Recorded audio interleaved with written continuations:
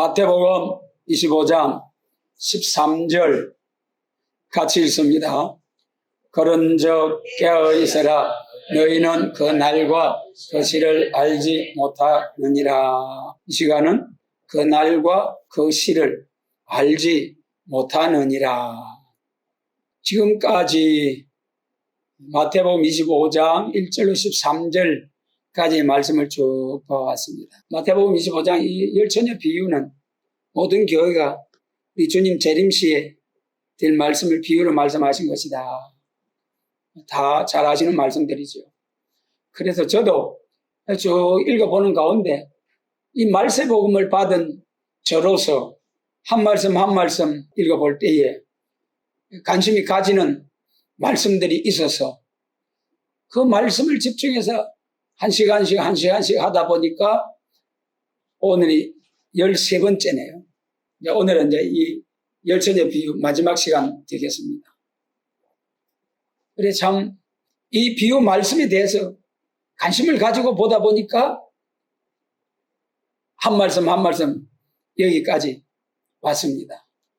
그래서 우리 여러분들도 마태복음 25장 중요하잖아요. 자꾸 보시면서 깨우침을 받고 또 신랑으로 오시는 주님을 영접할 수 있는 신부 단장이 잘 되어서 할렐루야로 신랑 주님을 영접할 수 있는 우리 모두가 되도록 우리 주님께서 성령으로 강하게 역사하시고 완전히 가르치시는 우리 주님께서 햇빛같이 이 열처녀의 비유에 대해서 잘 가르쳐 주셔서 재림하시는 그날에 꼭 신부로서 주님을 영접할 수 있는 우리 모두가 되게 하시고 또 그런 신부된 자들을 많이 일으킬 수 있는 그런 사명자가 되어서 하나님이 크게 영광을 돌리는 복 주시기를 원합니다. 그러면 그 날과 그 시에 대해서 공부해 보겠습니다. 그 날과 그 시에 대해서 4가지로 생각을 해보았습니다.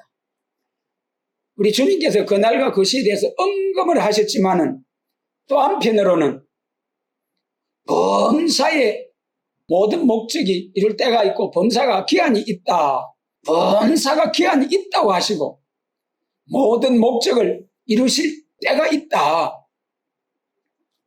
그 다음에 이제 2번째로는 때와 징조를 말씀하신 우리 예수님. 마태복음 24장이죠. 1절로 3절에서 제자들이 막 자랑하려고 할 때 확 무너져. 그러니까 놀래가지고 언제 어느 때에 무슨 징조가 있어야니까 때와 징조를 말씀하시고 때를 확실하게 금하신 우리 예수님. 그 다음에 또 한편으로는 때를 강조를 하신 성경 말씀이 있어요. 그래 이 전체적으로 한번 종합해서 보면서 우리가 그 날과 그 시에 대해서 어떠한 자세로 재림의 주님을 영접할 수 있도록 그 날과 그 시에 대해서 때에 대해서 어떠한 신앙을 가져야 할 것인가 살펴보도록 하겠습니다. 전도서 3장 1절을 같이 읽습니다. 천하의 범사가 기한이 있고 모든 목적이 이룰 때가 있나니. 본문 한 절에서 천하의 범사가 모든 사사건건 모든 일들 위에 하나님의 정하신 기한이 있다. 정한 기한이 있다. 참 여러분요. 우리가 뭐 별거 아무것도 몰라도 봄, 여름, 가을, 겨울이 있어가지고 꽁꽁 얼어붙었던 추운 겨울이 지나고 따스한 햇빛이 내리 쪼이고 그래가지고 그 꽁꽁 얼었던 대지가 녹게 되고 거기에 또 봄비가 촉촉이 내리면은 우리가 뭘 깨닫게 됩니까? 봄이 왔구나. 씨를 뿌려야 되겠구나. 이런 계절을 우리가 빨리 오라고 한다서 올 수가 있느냐? 아이고 너무 빨리 옵니다요. 하나님 천천히 오게 해주시오. 내가 이 할 일이 남았는데 겨울에 이 할 일이 남았는데 이 변할 수 없는 하나님의 정하신 때 우리 사람은 모르고 살아가고 있지만 그냥 봄이 오면 오는가 보다 여름이 오는가 보다 가을이 오면 열매가 맺어져서 오는가 보다 그래가지고 거기에 고마 순응해서 사는 것 뿐이지 하나님이 정하신 천하의 범사의 기한 그래 우주적으로 사계절 또 우리 개인적으로 유아기, 소년기, 청년기, 장년기, 노년기 이거 뭐 거절할 수도 없고 그러니까 이 범사에 우리는 하나님의 정하신 뜻 아래서 순종하며 순응하며 살아가는 인생일 뿐이다. 거절할래야 거절할 수 없는 인생, 하나님의 정하신 기한이 있고 모든 목적이 이룰 때가 있나니 모든 목적이 우리 사람이 살아가면서 목적 없이 바람 부는 대로 물길 치는 대로 그렇게 살아가는 사람은 없을 거예요. 전부 다 우리 개인적으로 목적이 있고 한 달 정해놓고 목적이 있고 1년 정해놓은 목적이 있고 평생 목표를 지향해서 살아가는 목적, 국가적으로도 1년 예산을 정해가지고 목적을 정해놓고 하고 교회적으로도 우리가 뜻을 정해가지고 하나님이 기뻐하시는 뜻을 분별해서 깨달아가지고 그 뜻을 이루어뜨리기 위해서 목표를 정해가지고 또 열심으로 주님의 영광스럽게 하기 위해서 노력을 하잖아요. 근데 여기도 모든 목적이 하나님이 그 목적을 이루시는 하나님의 정하신 때가 있다. 분명한 범사가 기한이 있고 모든 목적이 이룰 때가 있다. 하나님의 정하신 때가 있다. 그래서 하나님의 알파와 오메가의 역사 가운데 큰 세계적인 흐름, 하나님의 육천년 역사, 에덴 동산에서 쫓겨난 인생들을 다시금 예수님을 통해서 회복케 하는 이 오메가의 역사 쭉 요한계시록까지 분명히 하나님은 범사의 기한이 있고 하나님의 정하신 뜻을 이루기 위한 목적을 이루시는 정한 때가 있다. 그래서 여러분 우리 성경을 통해서 보면 크게는 구약시대, 신약시대 이렇게 나누고 또 좀 더 세분화해서는 또 여러 모양으로 그 성경적으로 시기를 나누기도 하죠. 그래서 범사의 기한이 있고 모든 목적이 이룰 때가 분명히 있다. 그러면 조금 더 구체적으로 들어가서 보면 마태복음 24장 1절로 3절 말씀 같이 읽습니다. 예수께서 성전에서 나와서 가실 때에 제자들이 성전 건물들을 가리켜 보이려고 나오니 대답하여 가라사대 너희가 이 모든 것을 보지 못하느냐? 내가 진실로 남지 않고 다 무너뜨리우리라. 예수께서 감람산 위에 앉으셨을 때에 제자들이 종용이 와서 가로되 우리에게 이르소서 어느 때에 이런 일이 있겠사오며 또 주의 임하심과 세상 끝에는 무슨 징조가 있사오리까. 아멘. 이 본문 말씀 가운데 예수님께서 제자들과 함께 전도하러 두루 다니면서 23장에서 막 책망할 자들에 대해 독사의 새끼들을 해칠한 무덤대로 예수님이 사랑과 용서의 주님뿐만 아니라 심판받을 자, 악행하는 자들, 하나님의 뜻을 거스려 행하는 자들은 아무리 하나님의 자녀들, 예루살렘 교회 하나님의 백성들이라도 너희가 하나님의 진노를 피할 줄 아냐 하면서 엄청나게 책망을 하시고 다음에 이제 24장에서 제자들과 대화하면서 제자들이 예수님에게 예루살렘 성전을 가리키면서 영광스러운 화려한 제단 예루살렘 성전을 참 예수님께 자랑하고 싶었던 모양이에요.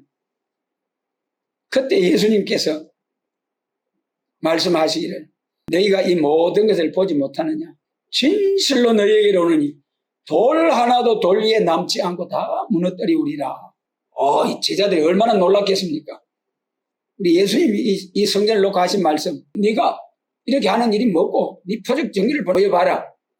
그러니까 너희가 이 성전을 헐라 내가 사흘 동안에 일으키리라. 그러니까 조롱하면서 아니 46년 동안 지은 이 성전을 네가 사흘 동안에 일으킨다고? 그러면서 예수님이 그 깊은 뜻을 이해하지 못하고 조롱했죠. 여기서도 이 본문 말씀 제자들이 놀래서 돌 하나도 돌 위에 남지 않고 다 무너뜨리리라. 제자들이 예수님께 나와서 종용히 우리에게 이르소서 어느 때에 이런 일이 있겠사오며 또 주의 임하심과 세상 끝에는 무슨 징조가 있사오리까. 그랬어요. 제자들이 참 질문을 잘했어요. 보니까 어느 때에 이런 일이 있겠사오며 주의 임하심과 예수님 재림이시죠. 그리고 또 세상 끝에는 이 사도들을 이 세상 끝날이 있다는 것을 알고 세상 끝에는 무슨 징조가 있사오리까. 이 본문에서 보면은 주의 임하심과 세상 끝에는 무슨 징조와 또 어느 때에 이런 일들이 있사오리까 그랬잖아요. 그리고 여기서 이제 제가 말씀드리고자 하는 것은 주님 재림하실 때에 때와 징조를 제자들이 엄청 궁금해서 주님께 조용히 물었잖아요. 예수님은 그때 하신 대답이 뭐였습니까? 4절을 같이 읽습니다. 예수께서 대답하여 가라사대 너희가 사람의 미혹을 받지 않도록 주의하라. 제자들은 어느 때에 이런 징조가 또 어느 때에 이런 일이 있겠으며 그때 무슨 징조가 있었겠습니까? 그리 물었는데 예수님은 엉뚱하게 너희가 사람의 미혹을 받지 않도록 주의해라. 그러면서 24장 47절까지 구원에 대한 쭉 말씀을 징조들을 말씀하시고 그다음에 48절부터는 51절까지는 이제 책망 받을 자들에 대하여 쭉 말씀을 하셨어요. 그러니까 이 제자들이 때와 징조에 대해서 주님의 재림과 세상 끝날에 대한 그 때와 징조에 대해서 물으셨는데 예수님은 때에 대해서는 말씀을 하시지 않고 징조에 대해서만 계속 말씀하시고 뒤에 가서 때와 기한은 본문 우리 같이 한번 읽겠습니다. 이 마태복음 24장 36절 같이 읽습니다. 그러나 그 날과 그 때는 아무도 모르나니 하늘의 천사들도 아들도 모르고 오직 아버지만 아시느니라. 이렇게 쭉 47절까지 징조를 대해서 말씀하시고 그러면서 때에 대해서는 너희 알 바 아니다. 아무도 모르고 하늘의 천사들도 아들도 모르고 오직 아버지만 아시느니라. 그래서 이 24장의 말씀을 통해서 우리가 알아야 할 것은 그 날과 그 시에 대해서는 알라고 해서는 안 되겠고 징조를 통해서 예수님의 재림에 대한 징조를 통하여 예수님이 재림하실 때가 어느 때냐 그를 깨달을 수 있는 그런 말씀을 주신 것이 24장이죠. 그래도 이 24장 1절로 3절에서 돌 하나도 돌 위에 남지 않고 다 무너뜨리우리라. 이 말씀을 통해서 하신 주님의 깊은 뜻은 예루살렘 성전의 멸망과 또한 사도들이 참 성령의 감동을 받아서 주님께 질문하신 주의 임하심과 세상 끝에 일어날 징조, 예루살렘 교회가 멸망할 것과 예루살렘 교회와 같은 영적 이스라엘 된 주님의 몸 된 교회가 또한 이렇게 심판을 받게 될 말씀으로 예수님은 징조를 쭉 말씀해 주셨죠. 그래서 이 말씀대로 초림주로 오신 예수님의 말씀하신 그 말씀대로 예루살렘 성전이 허물어진 것은 무너진 것은 주 70년 로마 군대에 의해서 완전히 허물어져 버렸죠. 그래서 예수님께서 복음을 전하시면서 이렇게 그 날과 그 시에 대해서는 알지 못한다 하시면서도 또 이 우리가 마태복음 16장에서도 보면은 너희가 청기는 분별할 줄 알면서 시대의 표적은 분별할 수가 없느냐 그러면서 날과 시에 대해서는 금하셨지만은 표적을 통해서 분별할 수 있는 하나님의 백성들이 되어야 될 것을 말씀하셨죠. 그러므로 여기서 이 때와 징조에 대해서 마태복음 24장을 통해서 우리가 배워야 할 교훈은 때에 분명히 주의 임하시는 그날에 때와 징조가 있는데 때에 대해서 그 날과 시에 대해서는 우리가 알려고 할 필요가 없지만은 징조를 통해서는 깨어 예비하여 예수님 재림하실 때 그 때를 놓치지 않아야 된다는 거예요. 그 정한 때가 언제냐? 마지막 7년 가운데 13년 반의 그 기간 말씀대로 돌 하나도 돌 위에 남지 아니하리라. 그 말씀대로 주 70년에 예루살렘 교회가 확 무너지고 로마 군인들이 유대인들을 세계에 막 흩어버렸어요. 살전 2장 15절로 16절 같이 읽습니다. 유대인은 주 예수와 선지자들을 죽이고 우리를 쫓아내고 하나님을 기쁘시게 아니하고 모든 사람에게 대적이 되어 우리가 이방인에게 말하여 구원 얻게 함을 저희가 금하여 자기 죄를 항상 채우며 노하심이 끝까지 저희에게 임하였느니라. 유대인들이 섬기던 예루살렘 성전이 유대인들이 예수님을 십자가에 못 박고 오히려 유대인들이 하나님을 믿으려고 하는 사람들을 믿지 못하도록 방해함으로 끝까지 하나님의 진노가 임한다. 유대인 가운데서도 회개하고 돌아오는 자들이 있고요. 마지막에 또 돌아올 수 있는 큰 기회를 주실 때가 있죠. 그래서 주 70년에 이스라엘이 흩어져 버린 후에 영 망할 줄 알았을 터인데 그래도 이스라엘이 2000여 년의 세월이 지난 후에 1948년 우리나라가 독립한 그 해에 같이 독립국가로 세움을 받아서 참 오늘의 이스라엘이 건재하지 않습니까? 그래도 1948년 이스라엘이 해방받고 독립국가로 세움을 받을 때에 이것을 통해서 무화과 나무의 비유, 무화과 나무의 잎이 가지가 연해지고 잎이 나면은 때를 분별할 것을 비유로 말씀하신 예수님처럼 우리 많은 교회들이 이제 이스라엘이 해방된 것이 우리 예수님의 재림의 징조가 아니냐 이렇게 많은 교회들이 믿기도 합니다만은 그러나 그런 징조보다도 성경이 말씀하신 더 확실한 징조 마태복음 24장의 징조들도 있지만은 계시록과 선지서를 통하여 나타난 징조들 여러분 계시록은 우리 예수님 재림하실 때 이루어질 말씀이라는 건 세계 교회가 다 분명히 하는 말씀이잖아요. 우리가 계시록을 통해서 나타난 징조들 계시록 8장에서 붉은 말에 대해서 좀 자세히 설명되어지고요. 우리는 계시록 8장을 통해서 확실한 징조를 깨닫고 이 시대가 계시록 시대가 왔구나. 이런 계시록 예언의 말씀을 읽고 듣고 지켜서 다시 예언해야 할 때가 왔다. 확실한 것을 깨달을 때가 왔다는 거예요. 우리가 배운 바로는 계시록 6장 붉은 말이 뭐라겠습니까? 네 말이 나오는데 흰 말은 기독교 복음주의, 붉은 말은 무신론 공산주의, 금정 말은 자본주의, 청황색 말은 협상주의, 개울장. 그래서 붉은 말은 확실한 기독교 종말에 하나님의 허락받고 나온 마지막 악의 세력으로서 붉은 말을 말씀하시고 이것이 8장에서 이것이 확대되어 가지고 세계 3분의 1을 차지하게 되는 날이 온다. 2000년 전에 요한 사도를 통해서 아모스에서 나타내 주신 말씀 이것이 말이죠. 우연의 일치라고 생각할 수 있지만은 2차 대전 1945년까지는 일본하고 독일하고 이탈리아하고 싸웠잖아요. 1848년 공산당선언, 1917년 소련 러시아 공산폭동, 1950년 3분의 1의 공산화, 중국 공산화를 통해서 중국과 러시아와 위성국가들을 통해서 3분의 1이 공산화되었다. 계시록 8장의 성취가 이루어졌다. 이보다 더한 확실한 징조가 어디 있습니까, 여러분?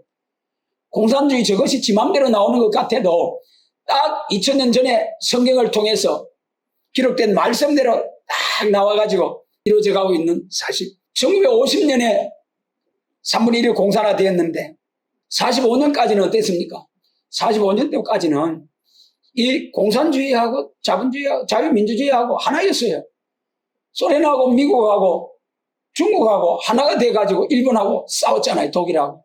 그런데 미국 원폭 투하를 통해서 일본이 항복한 후에 1947년부터는 스가랴 6장의 두 노산처럼 스가랴 14장에 딱 남과 북으로 사상적으로 갈라진다는 선지 예언의 말씀처럼 딱 두 노산처럼 사상적으로 남북으로 나뉘어지게 된 거죠. 그리고 계시록에 와서 그것이 붉은 말, 붉은 짐승, 붉은 사상이 3분의 1을 차지하게 된다는 말씀처럼 딱 성취가 되어버리잖아요. 그래서 여기 세상 끝에는 무슨 징조가 있사오리까? 이스라엘 해방을 통해서 징조들이 나타나고 또 성경 본문 말씀들을 통해서 기독교 종말에 나타나야 할 징조들이 나타났다. 그 다음에 이제 그러므로 때와 징조를 예수님께서 말씀하셨는데 그 때, 연월 일시에 대해서는 예수님도 강조하지 않았기 때문에 우리가 때에 대해서는 강조를 하는 것보다도 징조에 대해서는 깨워서 안테나를 쫙 세워가지고 하나님으로부터 오는 그 징조를 바로 잘 깨달아가지고 알 수 있는 지혜로운 성도 여러분 꼭 지혜가 필요합니다. 징조를 통해서 눈을 들어 밭을 보라 곡식이 익어져 희어졌느니라 추수 때가 가까웠기 때문에 추수꾼을 보내 주소서 하라. 예수님이 말씀하셨잖아요. 씨를 뿌릴 때가 있고 추수 때가 있다니까는요. 추수할 때를 놓치면 안 돼요. 추수할 때가 왔는데 추수할 때를 모르고 그때 씨를 뿌리면 어떻게 됩니까? 가을에 씨를 뿌리가 싹이 조금 났는데 꽁꽁 얼어버리면 그 바싹 얼어 죽어버리잖아요. 헛수고잖아요. 추수할 때는 어떻게 됩니까? 알곡과 쭉쟁이를 갈라놓는 것이 추수잖아요. 알곡은 알곡끼리 모여야 되는 거예요. 그런데 알곡이 쭉쟁이 가운데 쭉 버티고 있다가 마태복음 3장에서 쭉쟁이는 꺼지지 않는 불에 태우시리라. 여러분, 저도 농사 지어봤습니다만 가을에 배 타작하고 나서 쭉쟁이가 태울 때에 지푸라기는 부시시하고 타는데 거기 알곡이 하나 들어가 있으면은 그게 나중에 톡 하고 튀는 거예요. 그럼 그 하얀 꽃처럼 확 퍼져가지고 지글지글 더 잘 타는 거예요. 곡식 안에 기름기가 있어가지고 더 잘 타는 거예요. 여러분, 오늘 우리가 성령 받은 성도로서 예수님 재림하실 때 알곡교회와 쭉쟁이 교회, 순금등대 촛대교회와 바벨교회로 딱 갈라놓는 이런 정한 때에 알곡은 곳간에 쭉쟁이는 꺼지지 않은 불에 태우는 두 길밖에 없어요. 두 길.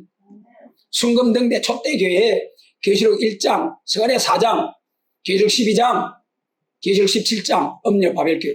여러분, 이때가 중요합니다. 날과 그때는 아무도 모르나 천사들도 모르고 오직 아버지만 아시느니라. 그래서 이제 세 번째로는 때를 금하신 우리 예수님. 사도행전 1장 6절로 7절 같이 읽습니다.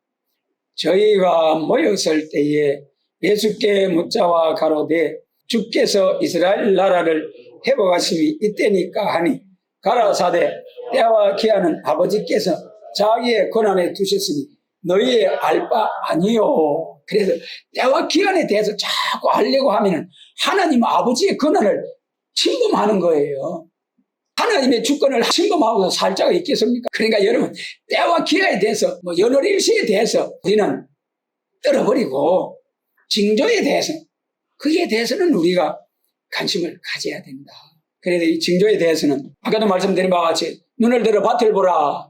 밭에 대해서 우리 마음이 밭이라고 말씀하신 데도 있고 또 밭은 세상이요 한 것도 있고 우리 영안이 열려서 세상이 어떻게 하나님의 말씀대로 이루어져 가고 있다는 것을 바로 깨달을 수 있는 지혜를 받아야 됩니다. 그런 지혜가 어디서 옵니까? 성령님을 통해서. 성령님은 완전히 가르치시고 완전히 고치시고 완전한 열매를 맺고 완전한 인격을 이루시는 영원히 함께 해주시겠다고 약속하신 성령님의 역사. 이 성령님의 역사를 받아야 돼요.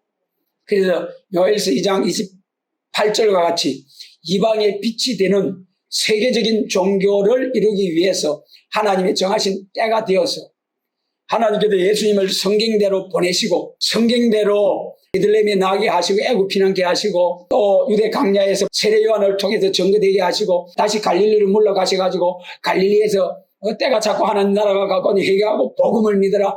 이사야 9전과 같이 다 말씀이 성취되고 스가랴 11장과 같이 은삼십이 팔리고 그 다음에 십자가에 죽으시고 부활 성전하셔서 성령을 부어주시는 예수님, 이 말씀대로 다 예수님을 통해서 성취가 되신 거예요.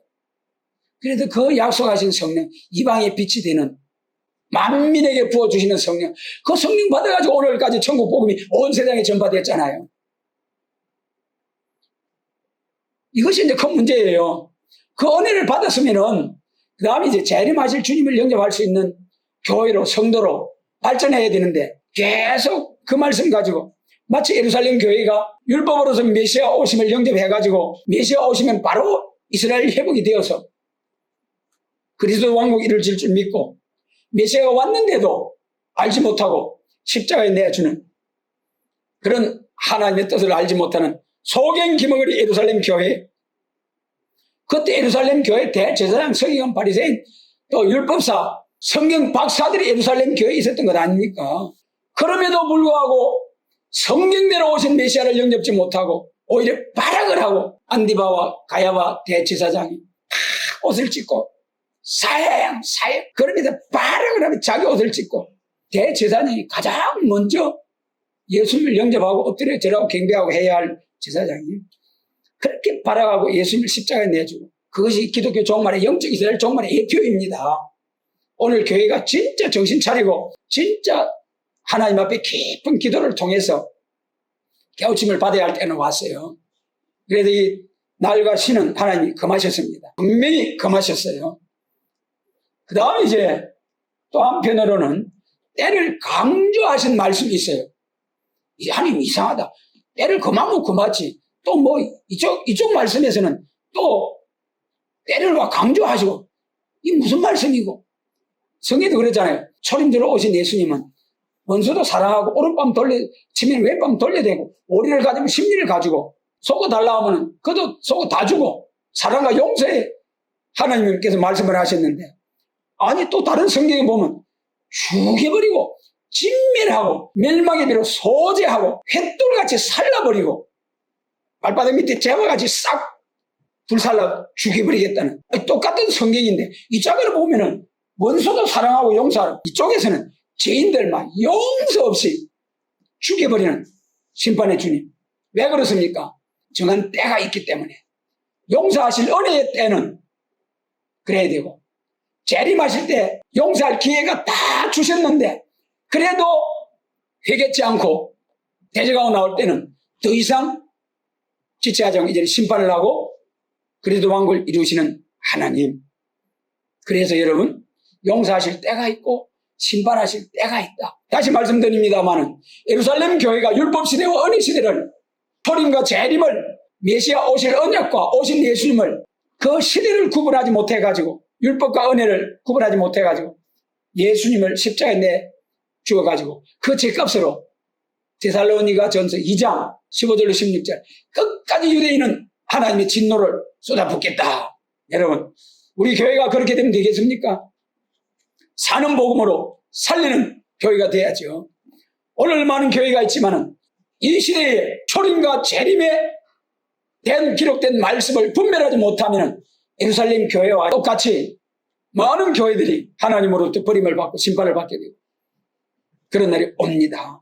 그러면 이 때를 강조하신 말씀 보기 전에 마태복음 15장에 보면 뭐라 했습니까? 소경이 소경을 인도하면 둘이 다 구덩이에 빠지리라. 소경이 소경을 인도하면 둘 다 구덩이에 빠진다는 거예요. 이사야 42장 18절로 19절 말씀 같이 읽습니다. 너희 기머거리들아 들어라. 너희 소경들아 밝히 보라. 소경이 누구냐? 내 종이 아니냐? 누가 나의 보내는 사자같이 기머거리겠느냐? 누가 나와 친한 자같이 소경이겠느냐? 누가 여호와의 종같이 소경이겠느냐? 너희 기머거리들아 들어라. 소경들아 밝히 보라. 소경이 누구냐? 내 종이 아니냐? 누가 나의 보내는 나의 사자같이 기머거리겠느냐? 하나님이 아끼고 사랑하는 종들이 소경 기머거리라는 거예요. 그럼 이 이사야 42장은 율법시대에 기록된 말씀이기 때문에 율법시대로서 끝난 것이냐? 오늘 많은 교회들이 그렇게 보기도 합니다만, 그러나 하나님께서 나타내 주신 말씀을 통해서 선지서 요점 세 가지. 첫 번째는 뭐라겠습니까? 메시아가 와서 천국 복음이 온 세상 땅끝까지 전파되는 일. 그 다음에 두 번째, 온 세상에 전파된 교회가 부패할 때에 새로운 교회, 새로운 종과 백성이 나온다. 이제 오늘날 교회 부패가 뭡니까? 세속화되고 세상을 따라가고 계율자들이 들어와가지고 교회가 그걸 감당을 못해가지고 그걸 수용해가지고 교회가 전부 피폐해져 가고 있는 것이 오늘 유럽과 저 북미 교회들, 세계 교회들, 동성애 차별금지법, 또 뭐 기타 등등 이런 것들을 계율자들에 의해서 완전히 교회가 이렇게 생겼잖아요. 얼마나 다행인지요. 우리나라는 세계가 다 차별금지법에 무너져가고 있는데 우리나라는 막 싸우고 있잖아요. 지금도. 하나님 우리나라를 지켜주십니다. 서로 통과된다 할지라도 절대로 우리나라는 무너지지 않고 세계를 다시금 깨우치는, 세계교회를 다시금 깨우는 이러한 선지의 국가로서 딱 사명을 감당하는 이 나라, 계시록 7장 2절에 예언된 해돋는 곳, 이사야 24장에 예언된 동방 바다에서부터 쫙 여호와의 위엄, 심판의 복음이 나타날 것과 이사야 40장에서 세임받은 종들이 딱 나와가지고 동방에서 변론하고 일어나는 역사, 이사야 1장에서 오라 우리가 변론하자. 너희가 절기어 순종하면 땅에 아름다운 소산을 먹을 것이요 거절하여 배반하면 칼에 삼키우리라. 여러분, 선지서를 통해서는 분명히 변론하자, 변론하라. 오늘 많은 교회들이 가짜들이 먼저 나와 설치 놓으니까 변론을 하지 못하도록 금하고 있어요. 그런 종들에게도 화가 옵니다. 그래도 이 이사야 1장에서 오라 우리가 변론하자. 그 성에도 쟁변하라 했잖아요. 쟁변하라는 뭡니까? 쳐서 예언하고 하나님이 때가 급해도 바빠서. 그래서 지금이야말로 무장할 때입니다. 진짜 무장해가지고 입을 싹 봉하는 정인 건세, 학자의 변론 건세 이런 능력을 받아가지고 나가서 증거하는 종들로 시험을 받아야 돼. 그래서 이사야 42장에서 종으로 세워놓은 자들이 속인 기머리라는 거예요. 그럼 이 18절로 19절을 이해하려고 하면 1절부터 알아야 됩니다. 이사야 42장은 제목이 하나님 3대 역사거든요. 1절로 4절이 예수님의 역사, 메시아. 그 다음에 4절로 8절까지가 이방의 빛이 되는 사도들의 역사. 예수님이 33년 생에 맞춰 성전하신 후에 성신을 부어주심으로 사도들이 신을 받아가지고 이방의 빛이 되는 세계적인 복음운동 했잖아요. 그래서 세계적인 복음운동이 일어나고 나면은 그 다음 9절부터는 뭐라 했습니까? 보라 전에 예언한 일이 이미 이루었느니라. 이제 내가 세일을 고하노라. 이 하나님의 삶시대를 알고 하나님의 연월일시는 몰라도 큰 흐름의 이런 징조들을 통해서 땅 끝까지 온 세상에 천국 복음이 전파되었기 때문에 이제는 세일을 고하는 때가 왔구나. 이걸 알고 이제는 이방의 빛이 되는 천국 복음을 전하는 교회가 세일을 고하고 행하는 교회로 발전해야 된다는 이 기록된 확실한 말씀. 세일이 뭐냐고 물으면 세일도 몰라요. 여러분, 세일이 뭡니까? 6,000년 에덴 동산이 협업되어서 세상 나라가 우리 주와 그 그리스도의 나라가 되어서 세세토록 예수님께서 왕노릇하는. 그래서 그때 예수님처럼 충성된 증인으로 죽은 순교자들과 또한 순교자 동무된 자들이 계시록 5장 9절로 10절에서 피로 사서 하나님께 드리시고 저희로 우리 하나님 앞에 나라와 제사장을 삼으셨으니 저희가 땅에서 왕노릇하리로다. 할렐루야. 이 복을 빼앗겨서 되겠습니까? 계시록 2장과 3장에서도 받은 바 밀려간을 빼앗기지 않도록 하라. 굳게 잡아라. 최고 큰 복이, 최고 보물 있는 곳에 큰 도둑이 오늘 최고 큰 인류 6,000년 최고 큰 보화가 있기 때문에 극도로 발악하면서 거꾸로 들이려고 여러분 그 비밀을 알고 우리가 꼭 붙들어야 됩니다. 그래서 이 삼시대를 말씀하셨는데 여기 18절로 19절에 속인이 누구냐? 기머거리가 누구냐? 내 종이 아니냐? 뭐 때문에 하나님께서 자기 종들에게 속인 기머리라 하셨겠느냐 말이에요. 뭐 때문에 그렇습니까? 우리 흔히들 철없는 사람이라고 하잖아요. 철. 그게 알고 보니까 그 철이 뭐냐 하면은 봄, 여름, 가을, 겨울이 철이잖아요. 사시자철을 모르는 것이 철없는 사람.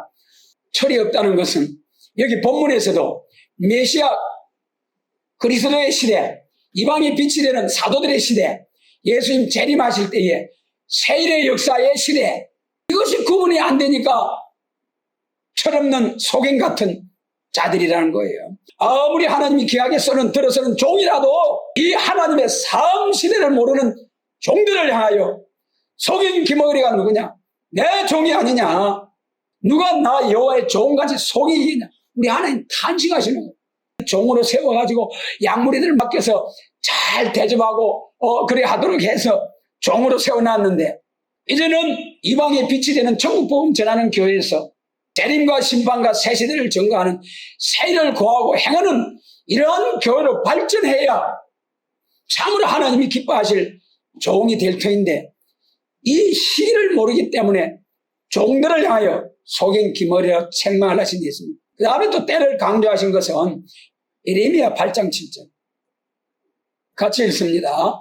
공중의 학은 그 정한 시기를 알고 방구와 제비와 두루미는 그 올 때를 지키거늘 내 백성은 여호와의 규례를 알지 못하도다 하셨다 하라.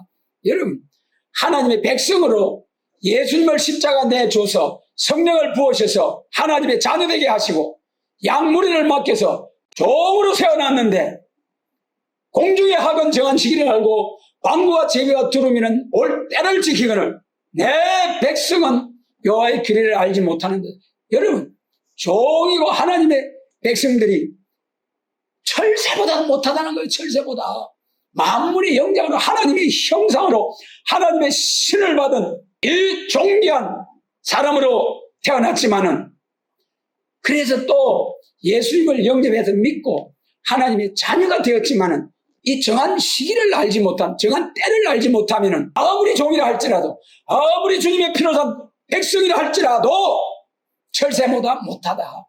여러분, 철새는 지옥 안 가잖아요.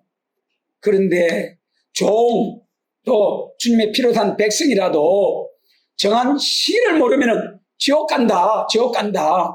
그래서 우리가 때를, 그날과 그 시는 알지 못하느니라 하신 말씀 꼭 기억해. 그 날과 그 시를 알려고 애쓰지 말고 징조를 통해서 분별을 해서 재림하시는 주님의 그 정하신 때를 분별해서 징조를 통해서 말씀으로 완전 무장해서 신랑주로 오시는 주님을 신부단장해서 할렐루야 영접하는 우리 모두가 되게 하시고, 이런 사명자들을 일으키는 재단과 우리의 단체가 되도록 축복해 주시기를 원합니다. 아멘.